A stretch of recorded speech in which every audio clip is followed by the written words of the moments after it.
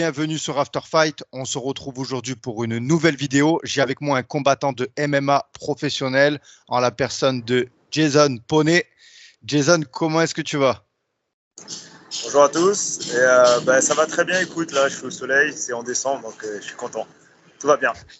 Jason, c'est un plaisir de te recevoir sur After Fight. Tu nous reviens victorieux d'un combat là récemment.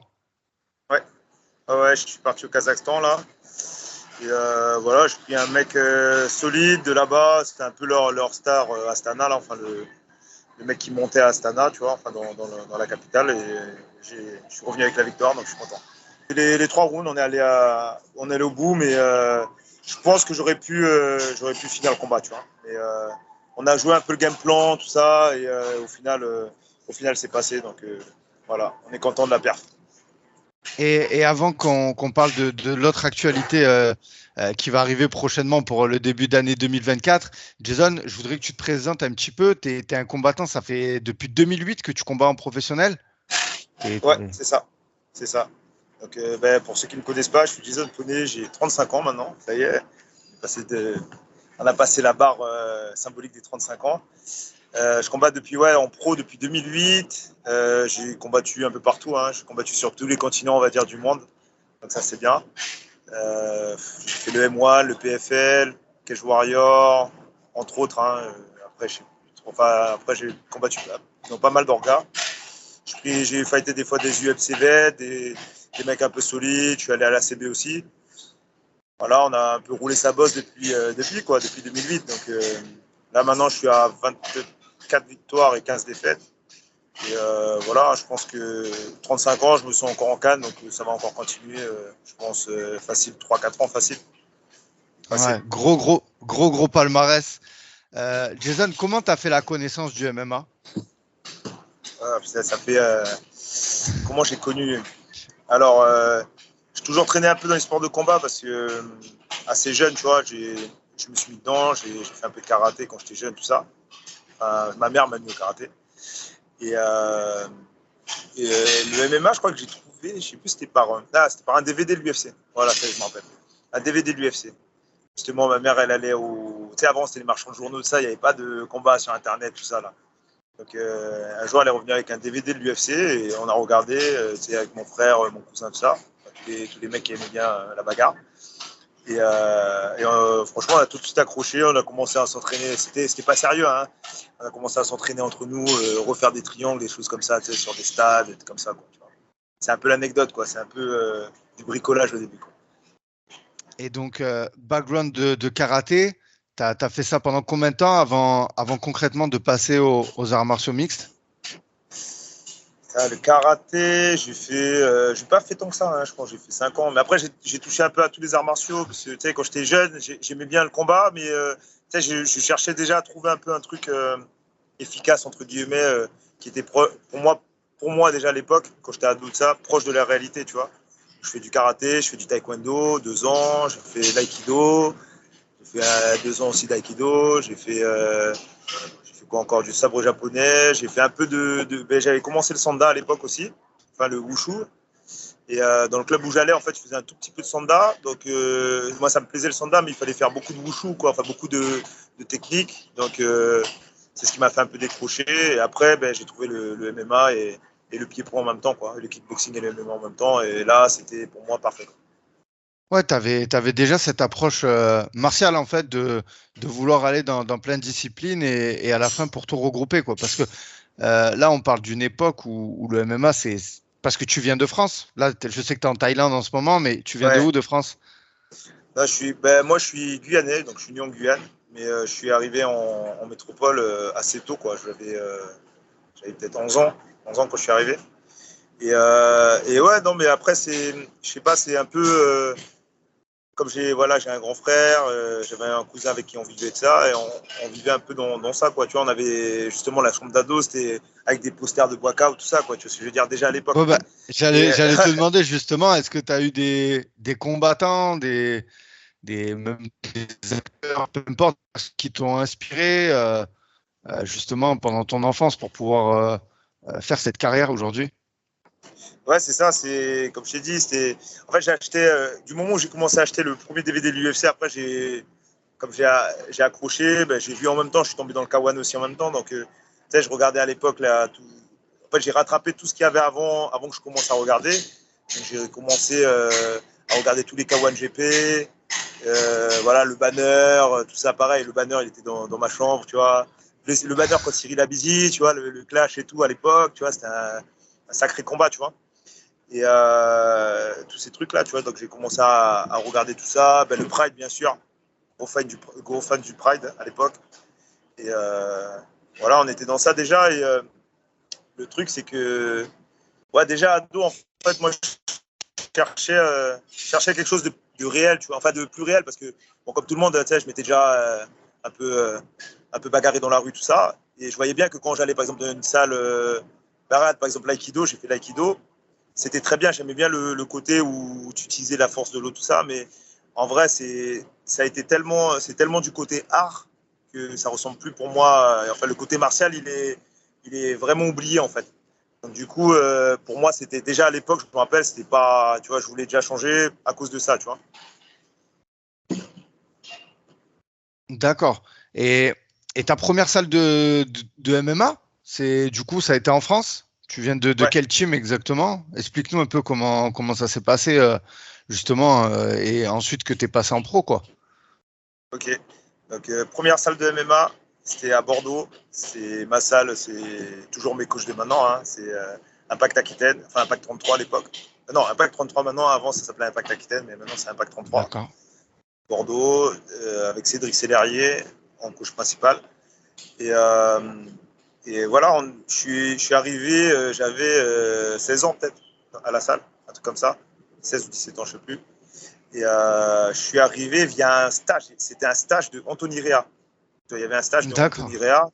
Et comme à l'époque, je me rappelle justement, j'étais comme un ouf, tu vois, il disait, ouais, il y avait un pro qui donnait un stage pas trop loin de chez moi. J'habitais à 60 bornes quand même. Et du coup, j'ai tanné ma mère pour qu'elle me ramène, tout ça. Et du coup, elle m'a ramené, j'ai été agréablement surpris de trouver un club où justement ça s'entraînait en MMA. Mais bon, à l'époque, c'était pas comme maintenant, quoi, tu vois, on s'entraînait 3 fois par semaine, on a l'impression de s'entraîner dur, tu vois. C'était pas, il y avait rien de concret, quoi. Et en plus, on faisait du grappling, et après, on faisait du muay thai, tu vois, c'était un peu décousu, quoi. Et donc en 2008, tu fais tes débuts. Tu commences, tu perds ton combat. Ouais, Je c'était, veux ben, savoir comment en tu l'as même temps, vécu, ouais, ça. c'était très, très, très dur. Mais c'est particulier parce qu'il faut imaginer, mais du coup, j'ai commencé même pas un an avant. Donc, j'ai vu c'était le premier KOC, c'est les frères Fernandez qui organisaient ça. Hmm. Et à l'époque, notre team elle dépendait pour le MMA, ça, elle dépendait des frères Fernandez. Donc je me rappelle l'année d'avant, c'était, je sais plus comment il s'appelle l'aréna à Cognac, mais c'était une aréna à Cognac, je sais pas, il y avait 1000 personnes, 1200 peut-être 1200 personnes, et moi je trouvais ça déjà ouf à l'époque. Je voyais que c'était rempli, tout ça, et je me rappelle, j'avais pas encore 18 ans, je me disais, ouais, un jour j'aimerais bien combattre là, tu vois. Et même pas l'année d'après, donc t'imagines, je suis pas encore ceinture bleue, rien, tu vois, en jiu-jitsu. Je crois que je venais de passer ceinture bleue. Non, j'étais même pas encore ceinture bleue. Et du coup, il y a un désistement avant le KOC, et avec mon pote de l'époque, là, mon acolyte, Maximilien Courtois, on nous propose de fighter sur la carte un jour avant, ou 2 jours avant, je crois, 2 jours avant. Et donc moi j'ai 17 ans, tout ça, et je me dis ouais, ben, on y va, hein. On y va. Et du coup ils m'ont mis, c'était Cédric Honoré, j'ai affronté Ouais. Cédric Honoré, voilà, à l'époque déjà il avait déjà 2 ou 3 combats en Angleterre, gros prospect de l'époque du Sud là, et surtout lui je crois il a été pesé à 78, moi j'étais pesé à 72 quoi. Donc tu vois c'est pour te donner un peu l'esprit un peu de l'époque, donc après je suis monté, je perds, et je suis dégoûté, mais en fait ça me met le pied à l'étrier quoi.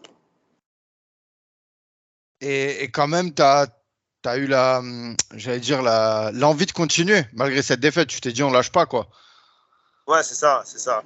C'est justement parce que, en fait, je pense que si j'aurais gagné, peut-être j'aurais été un peu plus feignant, tu vois. Tu vois ce que je veux dire? D'accord. Parce Ok, ok. que, parce que si j'avais, en plus là, si j'avais gagné sur on va dire un prospect comme ça à l'époque, tu vois, ça peut te monter à la tête, t'es jeune, machin et tout. Donc là, Bien ça m'a sûr. vite remis, tu vois. à la place où j'étais, tu vois. Ouais, les pieds sur terre. Ouais. Et du coup, après, ben voilà, on comprend qu'il faut s'entraîner deux fois plus dur. Ouais, et après, tu pars au M1 en plus. Ouais, c'est ça. Qui est ton deuxième combat? Alors, le M1, c'est une organisation aujourd'hui qui n'est pas connue par le grand public. Si tu peux nous en parler un petit peu. Je sais qu'à l'époque, il y avait Michael Lebou aussi. Alors, je n'ai pas les dates exactes. Les gens, j'espère qu'ils m'en voudront pas. Je ne sais pas c'est lequel qui a été en premier. Est-ce que c'est toi? Parce que le M1, pour l'époque, c'est une grosse organisation. Ouais. C'est une très grosse en Je crois Europe. Il y a Shavkat Rakhmonov qui est passé par là-bas. Il y avait Islam Makhachev. Voilà. Ouais, c'est ça. Et même du côté français, en fait. Moi, j'y étais du coup, avant Michael Lebou, tu vois. Et c'était à l'époque où il y avait Carla Moussou, tout ça, là, qui était. Et après, au niveau international, ils ont sorti des mecs, hein, genre Alistair Overeem, il a fighté là-bas. Il y en a énormément, en fait. Il faudrait regarder là. Tous les anciens, en fait, l'ancienne génération européenne, ils ont tous fighté là-bas. C'était la grosse organisation à l'époque. Ouais, c'est ça. Il y avait en fait, déjà à l'époque, il y avait le Cage Warrior et il y avait le M1. Mais sauf que le Cage Warrior, c'était quand même un cran en dessous, quoi. Le M1, c'était déjà très, très solide. Et par la suite, tu reviens du coup en France. Tu as combattu là-bas, donc au M1. Ensuite, tu es revenu un peu en France. J'ai vu que tu as fait plusieurs. Tu es retourné au KOC. KOC, ouais. Voilà, c'est ça. Après, tu as fait. T'as été au même, t'es passé par le 100% fight. Enfin, je vois, t'as vraiment combattu de partout, même en Espagne. Enfin, comme tu l'as dit, t'as fait le tour, t'as fait le tour de toutes les organisations. Qu'est-ce que tu retires, toi, justement de tous ces fights, de toutes ces organisations, d'avoir été de partout? Qu'est-ce que j'en retiens, t'as dit? Ça bug un peu. Ouais. Qu'est-ce que t'en retiens, toi? Bah, qu'est-ce que j'en retiens En plus, excuse-moi de te couper, mais de souligner que bien souvent, tu étais envoyé à l'abattoir, quoi. Tu n'allais pas là-bas pour briller. Au contraire, on parle d'un temps où les Français, quand on les envoyait combattre, c'était pour les faire perdre, quoi. Et en plus, quand tu revenais en France, tu n'étais pas soutenu. Le MMA n'était pas reconnu. Je voudrais qu'on parle de ça aussi. Ouais, c'est ça. En fait, à l'époque, c'était particulier, tu vois. Comme tu dis, c'est exactement ce que tu dis, tu vois. Déjà, on était content de pouvoir accepter des combats, en vrai, et de faire des combats de MMA dans les règles du MMA. Donc, c'est limite, on savait que ça allait être dur, mais on acceptait ça, en fait. On savait qu'on allait être outsider, on savait que derrière, ça allait être très, très dur, mais on était content, en fait. Parce que du coup, tu vois ce que je veux dire, t'es passé, t'as fait ton baptême du feu, et après, quand t'as fait ton baptême du feu, tu peux dire que t'es un vrai combattant de MMA parce que tu combats en MMA et pas en concrasse. Parce qu'à l'époque, voilà, en France, il faut savoir que tous les combats qui sont référencés, tous ceux que j'ai fait au 100% fight, tous ceux que j'ai fait au KOC, à part certains parce qu'il y avait des frappes au corps au sol, mais tout ça, c'était que du pancrace. Donc en fait, souvent, on pouvait avoir une bonne expérience, je parle de ma génération de fighters, une bonne expérience en France, tout ça, mais à chaque fois quand on partait à l'étranger, combattre avec les frappes au sol, les coups de coude au sol, tout ça, ça changeait tout le game parce qu'on n'avait pas vraiment l'habitude. On était de très bons grappleurs, par exemple, mais le ground and pound, on n'avait pas l'habitude. Donc, c'était presque un autre sport, en fait. Donc, voilà, quoi. À cette époque, c'était comme ça que ça se passait. Et puis, moi, j'ai fait pas mal de combats comme ça, même si au final, voilà, j'avais un palmarès, on va dire, presque négatif à un moment donné. Mais on va dire, on n'est pas vraiment pro aussi à l'époque. Faut remettre les choses dans l'ordre aussi. C'est pas comme maintenant, tu vois. On n'est pas vraiment pro. On est là. Moi, je travaillais à côté, bien sûr. Je faisais mes études au début et après, je travaillais à côté.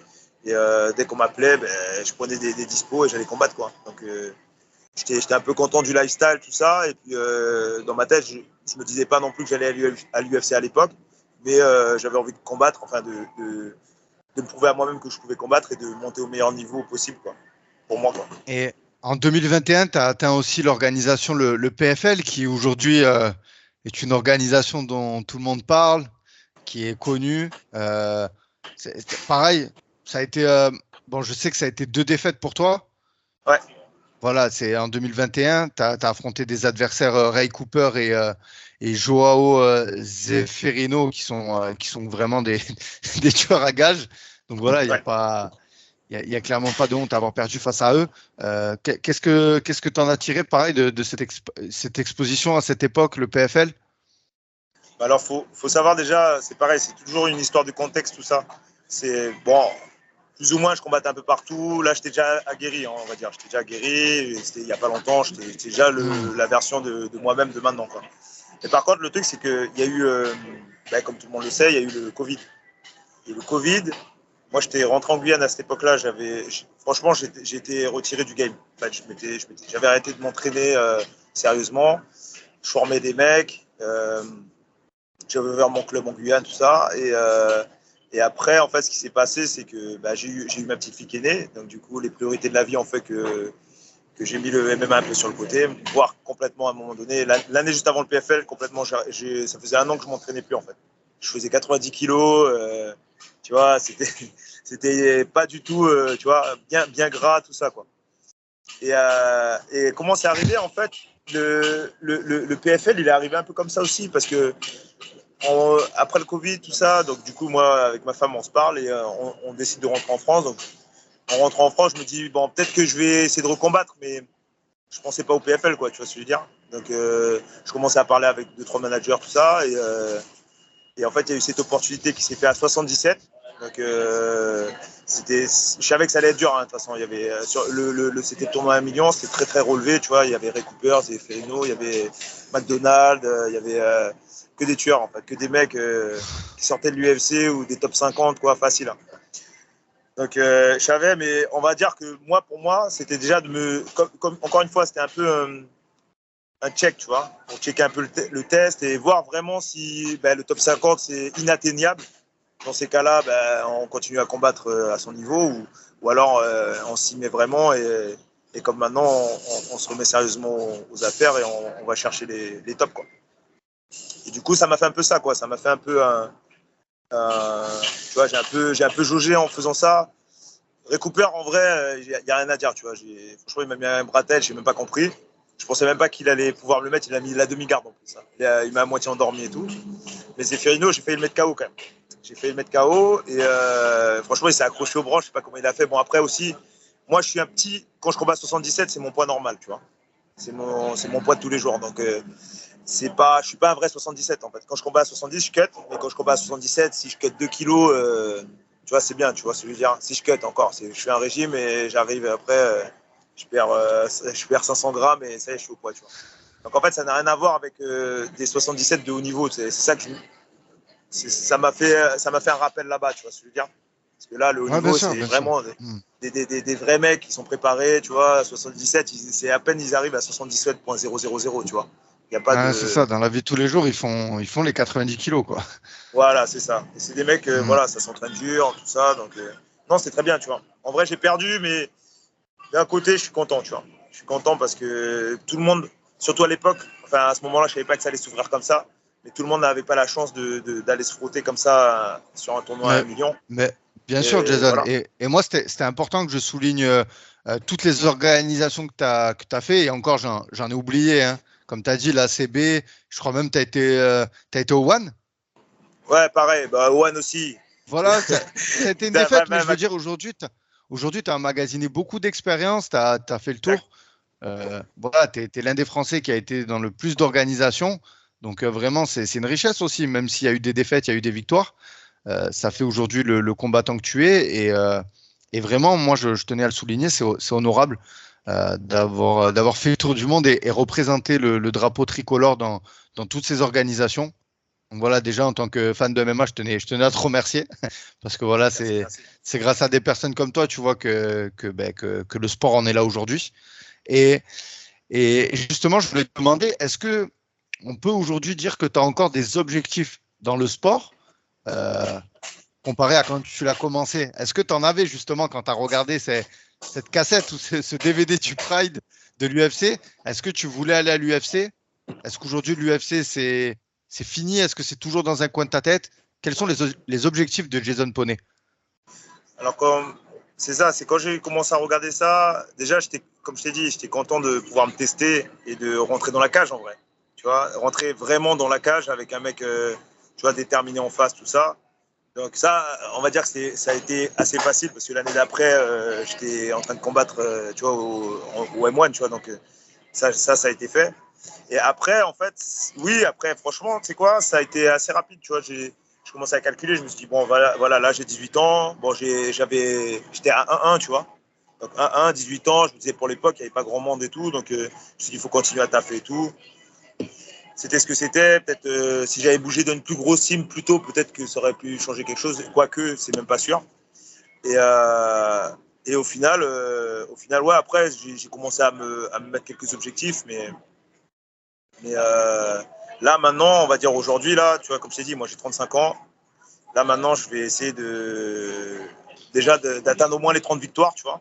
Au moins les 30 victoires, déjà, ça, c'est pour moi, c'est mon petit défi perso. Et après ça, en vrai, ça dépendra de qui, tu vois, qui j'ai réussi à accrocher, dans quel organe j'ai réussi à signer et à performer, tu vois. Parce que je sens vraiment que la grosse différence qu'il y a avec quand j'étais plus jeune, c'est l'expérience, en fait. Et maintenant, je vois très bien que ça fait une grosse différence dans les performances, tu vois. C'est savoir rester calme, savoir saisir l'opportunité quand elle est là, tous ces trucs-là. Dans un combat de MMA, on ne s'en rend pas compte, mais ça bascule à tout instant, en fait. Ça bascule à tout instant. Des fois, on domine et on peut finir le combat en perdant parce qu'on s'est déconcentré pendant 2 secondes, quoi, tu vois. Et voilà, quoi. Et puis après, bon, voilà, donc l'UFC, oui, pourquoi pas, si jamais tu vois un UFC France, un truc comme ça, faire un bon petit truc, mais après, faire un run jusqu'à la ceinture, tu vois ce que je veux dire, je pense que je suis un peu vieux, tu vois. Parce que 35, t'as vu les ceintures, parce que tout le monde dit ça, tout le monde dit oui, je vais aller à l'UFC de ça, mais en étant réaliste, tu vois, moi je combats à 70, il y a énormément de gens, tu vois, et même quand tu cartonnes, comme Shimaev par exemple, t'as vu, il est toujours pas la ceinture, hein. Alors qu'il a cartonné tout le monde, il a avancé très vite, tu vois. Ou Connor, même Connor, je sais pas, il a pris, il faudrait regarder peut-être 3 ou 5 ans, je crois. 5 ans, mais c'était déjà une superstar, tu vois. Quand tu pars de zéro, il y en a plein, ils ont des 6-7 victoires d'affilée, il n'y a rien qui se passe, tu vois. Donc, et pour terminer la boucle sur les organisations, le MMAGP, qui j'ai envie de dire, tu as mis beaucoup en avant ces derniers temps. Tu as combattu, tu as fait quelques combats là-bas. Moi, j'ai bien aimé justement ton personnage, le samouraï. Voilà, ça pareil. Est-ce que ça, c'est avec le MMAGP? Est-ce que tu as travaillé un petit peu là-dessus ou pas du tout? C'est venu naturellement cet esprit samouraï, tu vois, de rentrer avec un sabre, tout ça. Alors, l'histoire du samouraï, en fait, ça vient d'ici, en Thaïlande, parce que j'ai gagné. En fait, j'ai combattu des Norgas qui s'appelle le Full Metal Dojo ici. J'ai combattu. C'était pour la ceinture directement. Non, j'avais fait un combat d'abord, un an avant, et après, je suis revenu pour faire une ceinture à 70, tu vois. Contre un UFC vet, le mec s'appelait Tommy Hayden, tu sais, il combattait à l'époque, là, il avait combattu Bermudez, tous ces mecs-là, tu vois. Donc solide, hein, bon lutteur et tout. Et en fait, j'ai gagné ce combat. Et là-bas, en fait, ils donnaient des sabres au lieu des ceintures. Donc en fait, j'ai un sabre, tu vois ce que je veux dire? J'ai un sabre, un titre, c'est un sabre en fait, c'est pas une ceinture, tu vois. Champion des 70 du Full Metal Dojo, c'est une ceinture. Et en fait, c'est parti de quoi? C'est parti un peu des commentateurs. C'est pas les commentateurs, mais c'est on t'appelle le boss en fait de l'orga, tu sais. Il est un peu fou, il s'appelle John Nutt. Il débite tout le temps, enfin plein de trucs, tu vois. Des bêtises et pas des bêtises. Et là, je sais plus ce qu'il avait dit. Il dit ouais, ce mec, en anglais, il disait ouais, ce mec, il vient d'Amazonie, mais c'est un vrai samouraï, regardez et tout. Du coup, c'est lui qui a dit ça. C'est un vrai Amazonian samouraï, tu vois. Et après, j'ai bien aimé, du coup, je l'ai gardé depuis. C'est Amazonian samouraï. C'est marrant, hein. Ça, c'est. Ouais, c'est marrant. Et surtout l'histoire de la récompense, quoi. Le trophée un samouraï, quoi. Ça, c'est original. C'est original. Justement, tu es en Thaïlande aujourd'hui. Est-ce que tu peux nous expliquer un peu les raisons pour lesquelles tu t'entraînes pas en France? Est-ce que ta team est avec toi en Thaïlande? Est-ce que tous tes camps sont préparés en Thaïlande? Et il me semble qu'il n'y a pas longtemps, tu t'étais entraîné avec Benoît Saint-Denis aussi, non? Il me semble. Ouais, c'est ça. Alors, non, moi, j'ai bougé en France. En fait, je tente une installation ici. En vrai, ça fait déjà, on va dire là, ça a été entrecoupé, mais ça fait déjà presque un an que je suis là. Ça fait presque un an que je suis là. J'ai fait des allers-retours un peu, tout ça. Mais après, ma team, ça reste Bordeaux, ça reste Impact 33. Mais on va dire, il y a aussi Yoda Fight School, parce qu'ils m'ont hébergé et je me suis fait plein d'amis là-bas. Souk, Max, tout ça. Et voilà, non, moi j'essaie de m'installer ici. Et qu'est-ce que je trouve de différent, c'est justement ça, c'est le côté professionnel en fait que je retrouve pas en France. Enfin, je pense que ça dépend vraiment des teams, des trucs. Mais moi, par exemple, ma vie à Bordeaux, c'est travailler comme tout le monde, hein, tu vois, parce que maintenant avec le coût de la vie de ça, c'est donner des cours par-ci par-là, des coachings par-ci par-là, ou alors travailler pour une mairie, quelque chose. Et dans mon temps libre, tu vois, trouver des créneaux pour m'entraîner et pour faire du haut niveau. Je sais, tu vois, j'ai été en équipe de France de Sanda de ça. J'ai fait ça aussi pendant, tu vois, en même temps, ça se chevauchait avec le MMA. Et pour moi, pour faire du vrai haut niveau, parce que j'ai parlé pas mal, tu sais, justement, aux nations étrangères, aux mecs comme ça à l'époque, et je voyais que c'était pas comme ça. Tu vois, ils avaient des gros regroupements. Les mecs, des fois, ils étaient, même si c'était un sport amateur, ils étaient payés. Tu sais, ils vivaient au camp, tout ça, machin. Même, ça, on avait déjà des Dagestanais à l'époque. Ben, on avait, tu vois, Zabit, tout ça, là, qui vient du Sanda, en fait. Mais ces mecs-là, Ouais, bien sûr. souvent, ils fightaient contre le 75 de l'équipe de France, tu vois. Zabit. Gomet Et du coup, Sharipov. ouais, tu vois, tous ces mecs-là, tu vois, Muslim Salikov, tous ces mecs-là, tu vois. Mais en fait, quand tu parles avec eux, tu te rends compte qu'ils n'ont pas la même vie que nous en France. Ouais, ils On vivent est. de ça. Ouais, c'est ça. Ils se lèvent le matin, ils dorment le soir, et ils se sont entraînés toute la journée, quoi. Exactement. Et c'est très reconnu. C'est ça Mm. l'énorme différence. Bon, maintenant, c'est un peu mieux en France, parce que tu as vu, c'est avec la légalisation. Il y a un côté où on sent qu'il y a des fans, ça pousse derrière et tout. Mais c'est, pour te dire, c'est pas encore au niveau. Par exemple, là, j'étais au Kazakhstan. C'était incroyable. Au Kazakhstan, j'ai mis, pour de vrai, de sortir de la cage pour aller dans le vestiaire, j'ai presque mis 20 minutes à marcher, tu vois. Parce que tout le monde demande des photos, tout le monde veut un orthographe, tu vois. Alors qu'ils, tu vois ce que je veux dire, ils ne me connaissent pas plus que ça, quoi, tu vois. Je suis venu, ils ont respecté parce que j'ai battu leur gars, mais tu vois ce que je veux dire, c'est pas ça, tu vois, il manque encore ça, tu vois, ce support et cet engouement, en fait, autour du sport de combat, tu vois. Parce que, pour te dire, à l'époque, justement, quand je combattais à l'étranger, ça me faisait bizarre parce que des fois, par exemple, il y a une anecdote, par exemple, je suis parti en Estonie combattre.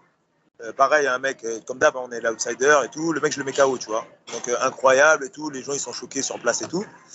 Et, et là, tu vois t'as l'impression que t'es le roi, tu vois. Sur le moment, pour eux, ils te demandent mais pourquoi tu vas pas à l'UFC, tout ça, tu vois, plein de trucs comme ça, tu vois. Et là, tu dis, tu sais, nous, on parlait même pas d'UFC à l'époque, tu vois. Je combattais encore au 100% fight, tout ça. C'est juste, j'ai allé de temps en temps à l'étranger me bagarrer avec les mecs, tu vois. Et lui, il commence à me dire, ouais, lui, c'était un prospect, tout je sais pas quoi. Pourquoi tu vas pas à l'UFC et tout? Je pense qu'on va te voir à l'UFC et tout. Donc, ils sont comme ça, plein de journalistes de trucs. Et après, quand tu rentres en France, bah, tu vois, c'est fini tout ça. Ça y est, t'es redevenu lambda, t'arrives à l'aéroport, entre eux parlent mal et tout, tu vois ce que je veux dire. Ouais, c'est Il vrai. faut savoir Ouais, qu'il c'est vrai. y a un vrai support derrière, tu vois. C'est pas comme nous, tu vois. Ils arrivent, il y a une aide d'honneur limite à l'aéroport, tu vois. Ah ouais, incroyable. Ouais, mais ça, c'est intéressant, hein. C'est vrai que on trouve toujours, parce qu'on voit aujourd'hui que ces pays-là, ben, là, le Kazakhstan, on le voit avec Avec, Shavkat Rakhmonov, tu vois, ce week-end. Voilà, ouais, mais c'est des gars qui s'entraînent depuis petit et surtout qui ont les moyens aussi et le temps qui est consacré. Alors que nous, en France, on n'a pas encore, comme tu dis, ce sport qui est implanté, même si on a des grands coachs, on s'y diriger, on a des sections de MMA qui se font un peu dans plein de villages, tout ça, tu vois. Mais ouais, mais c'est vrai, on a un temps de retard, quoi, tu trouves quand même. c'est ça, ouais. Mais en fait, c'est très bien. Ce que je trouve bien avec la Fédération française, c'est que c'est très bien fait. Le truc anti-dopage, c'est Mm. magnifique parce que, autant dire que partout où tu combats ailleurs, le dopage, voilà, tu vois. C'est marqué sur le contrat en général, mais c'est juste marqué, tu vois. Et, Ouais. non, après, par contre, ouais, je pense qu'on a une très bonne école, mais mon pied-point, tout ça, je pense que ça va être le temps que ça, tu vois, que ça s'adapte un peu, tu vois, peut-être la génération d'après, tu vois, après celle-ci, parce qu'il y Bien aura sûr. beaucoup d'amateurs, beaucoup d'amateurs, etc. Je pense qu'il y aura des mecs de plus en plus complets, des mecs de plus en plus forts, il y aura de plus en plus de Saladin Parnasse, à mon avis, tu vois, qui ont commencé très tôt et qui sont très forts, tu vois. Mais ouais, c'est sûr que eux, voilà, eux, ils adorent ça, tu vois. Le sport de combat, pour eux, c'est le foot, tu vois. Tu fais du foot, tu fais du MMA, même limite, bon, par exemple, je parle pour le Kazakhstan parce que j'y étais, ils préfèrent le MMA, la lutte, la boxe, tu vois. Après, le foot, c'est la seconde zone pour eux, tu vois. Donc, tu sais, ça change tout aussi, tu sais, un peu Bien sûr. quand tu as une mentalité un peu comme ça, du coup, on va dire, dans la vie de tous les jours, tu as un peu plus de respect. Et c'est un peu aussi ce que je retrouve quand je suis en Thaïlande, parce que ici, bah, c'est le Muay Thai, tout ça. Moi aussi, je combats de temps en temps Muay Thai. Et Et je peux te dire que je sens aussi la différence, tu vois, quand tu dis que tu es combattant et tout. Ils voient que tu n'es pas un vacancier lambda, un Français lambda, tu vois. Là, ils te respectent. Et si tu dis, tu viens comme ça, machin, tu vois, ils peuvent avoir le réflexe de ils peuvent te mettre dans une comparer. case, ouais. Oui, bien Voilà, sûr. c'est ça. Donc, Ok, je comprends parfaitement, ouais. Et Jason, justement, de toute cette organisation que tu as faite, si tu devais en dire la mieux, celle où tu as été le plus bien reçu en tant que fighter, je parle, pas forcément par le public, mais par l'organisation elle-même, que ce soit une victoire ou une défaite, ça serait laquelle, toi qui te vient en tête? j'arrive à voir un peu les trucs. Il y en a eu des très bien, tu vois, c'était assez carré et tout. Euh, Franchement, là, le Kazakhstan, pour moi, c'était l'une des meilleures orgas où j'étais le mieux reçu, tu vois. Et le PFL aussi, en vrai, ils font les trucs bien, c'est très carré, tu vois. Très, très carré, tu vois. Il y a tout, tu sens que c'est rodé, que, tu vois, ils ont un mec, c'est un mec qui s'occupe de tout, tu vois ce que je veux dire. Mais là, le Kazakhstan, c'était encore mieux, tu vois. Parce que franchement, pour te dire, je suis même pas sorti. Je suis sorti une seule fois, je crois, du séjour. Je suis resté 5 jours, je suis sorti une seule fois. Parce que j'ai envie de m'aérer, tu vois, d'aller un peu dans le -20, tu vois. Mais sinon j'ai même pas eu besoin de sortir de l'aréna. En fait, il y avait tout à côté, tu vois, l'aréna, un endroit pour cutter le poids, tout ce qu'il faut, tu vois. Tout était là, tu vois. Donc, les photos, c'était juste là, tous les trucs, tout était là, tu vois. Donc, ça, c'était très carré, tu vois. Après, peut-être que maintenant, avec le temps, je me rappelle plus bien aussi des autres expériences, tu vois. Bien sûr. Mais récemment, en tout cas, je peux te dire que celle-là, c'était très, très carré, tu vois. Et Jason, donc tu reviens en 2024, le 11 janvier. Tu vas revenir, j'ai envie de dire, pas loin de chez moi. Si Ah c'est ouais. chez moi, tu reviens à Marseille. Tu vas affronter un combattant à la personne de Ilyes Djiroun et qui est Broly. Là, c'est un combat français. C'est cool. Qu'est-ce que ça te fait justement de venir combattre à Marseille? Je sais pas si tu avais l'envie de venir un peu dans le sud de la France. Bon, il fera pas aussi chaud qu'en Thaïlande, mais Ouais, il y c'est aura le sûr, c'est soleil. sûr. Bah écoute, moi je suis content, hein, tu vois, je reviens en France, à Marseille. J'étais déjà venu, mais accompagné, tu vois, à Marseille. Donc je connais un peu. Et je suis content de venir et je suis content aussi d'affronter Ilyes parce que en vrai, pour moi, c'est pareil. Tu sais, il y en a qui ont un peu plus de lumière que d'autres, etc. Mais je pense qu'on est un peu pareil dans le sens où lui, il a fait quand même des trucs, il a fait des gros défis, il a attrapé des mecs solides, il a gagné, il a perdu. Mais tu vois, pour moi, on n'est pas, enfin, on n'a pas été assez dans la lumière, on va dire, par rapport à certains, tu vois, par rapport à, voilà, si tu es sur les médias. On va dire, français où ça parle beaucoup, tu vois, c'est sûr Bien qu'il sûr. doit être mis en avant comme il faut. On va dire, il n'a pas été mis en avant, mais pour moi, c'est l'un des top français, tu vois, donc je suis content de l'affronter. Et justement, tu vois, je sais que c'est toujours sérieux ce qu'il fait, et voilà, tu vois, je suis content. Et en plus, à Marseille, je pense qu'il va y avoir une grosse ambiance, même si je sais un peu comment c'est. Hein. Je suis l'étranger qui arrive.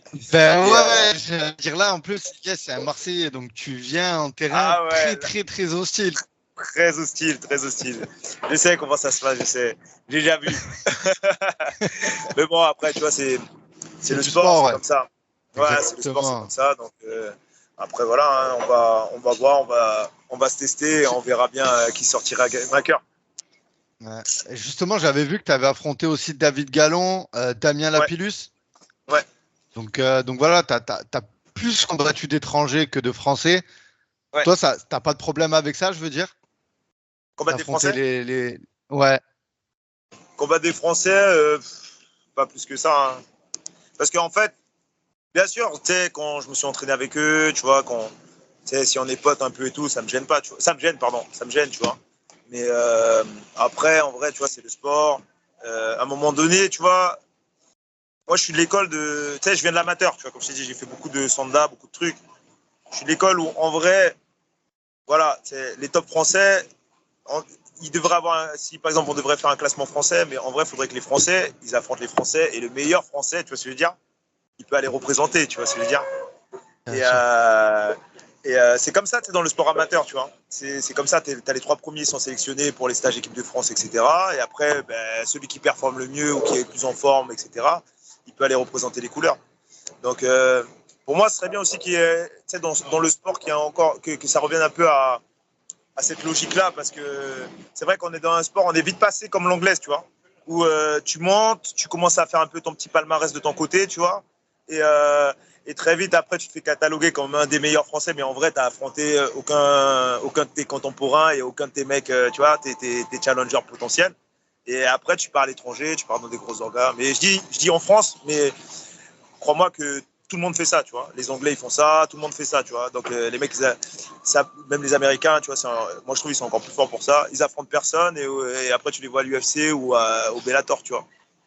Donc, non, moi, je suis plutôt cette école-là où c'est bien, tu vois, de se frotter au niveau aussi, tu vois. Parce qu'en vrai, on s'accroche trop. Pour moi, maintenant, on s'accroche trop au palmarès, tu vois. On s'accroche beaucoup, oui, il a 6-0, il a 5-0, il a 10-2, il a 8-0, tu vois. Alors que ça veut absolument rien dire, tu vois. Parce que ça reflète pas ton niveau, ça reflète pas ta capacité à affronter des mecs forts, tu vois. Ça reflète, tu vois, ça reflète rien, tu vois. Et en plus, moi, je trouve ce qui est dommage avec le MMA, c'est que tu vois justement, tu sais, par exemple le foot, regarde, on reprend le foot. Le foot, tu vois, par exemple Arsenal, des fois ils vont perdre, ils vont se faire par exemple éclater par le Barça, tu vois. Mais par contre, ils vont peut-être dans la même saison, ils vont quand même être champions, ils vont prendre la Champions League, tu vois. Et on va retenir quoi, la Champions League, tu vois. Que nous, en MMA, c'est genre, tu gagnes, t'as perdu contre un tel, et ça commence à faire des calculs, des maths, des trucs, et après on dit, ouais, mais en fait, il est pas, tu vois. Et après, t'as des mecs qui sont sur leur clavier, qui commencent à te dire, ouais, lui, par exemple, Poney, ouais, il est pas bon, il y a ça, ça, ça, tu vois ce que je veux dire. T'as envie de dire, les gars, c'est du sport, tu vois, et c'est pas des maths. Clair. C'est clair. En tout cas, je reviens sur le match-up face à Ilyes. Donc voilà, le 11 janvier au Palais des Sports à Marseille, au KOF. Les gars, Ilyes et Jason Poney, c'est deux grands strikers. À eux deux, c'est 44 victoires. Donc les gars, c'est pas rien. Vraiment, c'est. J'ai pas envie d'employer le mot. Vous êtes des vétérans, mais tu vois, vous êtes des anciens et vous avez, voilà, du MMA et vraiment, vous allez nous livrer un beau spectacle, un beau show. Et j'invite vraiment tous les gens qui déjà sont à Marseille, même à Bordeaux, à Paris, à venir à cet événement et assister à ce combat parce que vraiment, moi, je suis honoré de pouvoir assister à ce fight et j'ai vraiment hâte de le voir. Et voilà, si tu as, un mot pour Ilyes, pour les spectateurs, pour les faire. À quoi on doit s'attendre le 11 janvier au Palais des Sports, Jason? Alors, ouais, pour moi, ouais, ça va être comme tu as tout dit, quoi. Tu vois, on est deux strikers à l'origine, mais bon, on fait du MMA, hein, comme lui l'a dit aussi, on fait du MMA, donc ça va être un combat, je pense, de haut niveau, tu vois. Je pense que ça va être un combat de haut niveau. Voilà, hein, après le meilleur gagnera, mais sachez que quand vous viendrez voir ce combat-là, au moins vous allez voir quelque chose de qualitatif, pardon. En tout cas, moi, j'essaierai de mon côté de faire le mieux, mais je sais que lui, il fait toujours de son mieux aussi. Je vois ses combats et je vois ses perfs aussi et les perfs qu'il a fait, tout ça. Donc, à mon avis, ça va être un beau gros combat. Peut-être, comme on dit, peut-être pas encore assez hypé, tu vois. Après, bon, même moi, j'ai pas encore fait trop la com parce que c'était particulier. J'ai eu un peu des soucis de visa. Donc, après, pour commencer à faire la com, dire que j'allais venir, j'ai appelé à venir, tu vois, c'était un peu compliqué. Mais au final, maintenant, quand ça s'est validé, tu vois, je pense ouais, que ça va être un gros clash et qu'il va y avoir du spectacle. Donc, venez voir ça avec intérêt. Eh ben, c'est super, Jason. C'est cool. Ben, Jason, on arrive en fin d'interview. Je pense qu'on a fait le tour sur ton parcours. Voilà aussi sur l'échéance donc qui va arriver très prochainement le 11 janvier. Voilà, en tout cas, moi, je serai personnellement là sur place pour regarder ce spectacle. Donc, vraiment, force à vous deux que le meilleur gagne. Jason, avant de clôturer l'interview, c'est la tradition chez After Fight, le 5. C'est un petit quiz de 5 questions. Est-ce que tu es prêt? Allez, je suis prêt. KO ou soumission? KO. Entraînement ou combat? Combat. Cardio ou musculation? Cardio. Coca normal ou Coca zéro? Ça dépend de quand, mais Coca zéro. et ton repas préféré hors diète? Ah, putain, là, ça fait longtemps que je suis en diète, là, donc n'importe quel repas, je trouve ça bon, tu vois. Je sais pas, moi, l'entrecôte, parce que ça vient de Bordeaux aussi, tu vois. Allez, super. Ben, Jason, vraiment, je te remercie. C'était un superbe échange que j'ai eu avec toi. Et j'espère t'avoir mis assez en avant donc pour toute la communauté de l'Afterfight.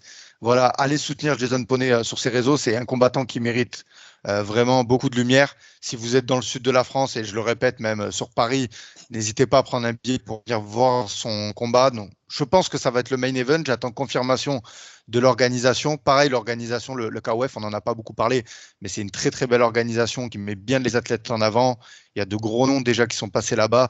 Donc voilà, donc je suis très très content de te voir là-bas. Tu vas briller, j'en ai aucun doute. Et c'est bien qu'ils te mettent en avant parmi tu vois, tous les combattants qui sont en train de signer là-bas.